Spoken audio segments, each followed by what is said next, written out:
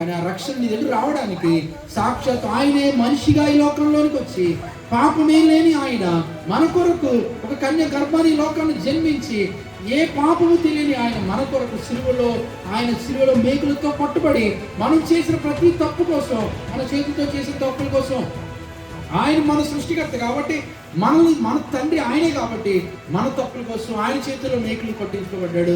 మన కాళ్ళతో మనం చేసిన తప్పుల కోసం ఆయన కాళ్ళలో మేకులు కొట్టించుకోబడ్డాయి. మన తలంపులతో చేసిన తప్పుల కోసం ఆయన తలలో ముళ్ళ కిరీటం కట్టబడింది.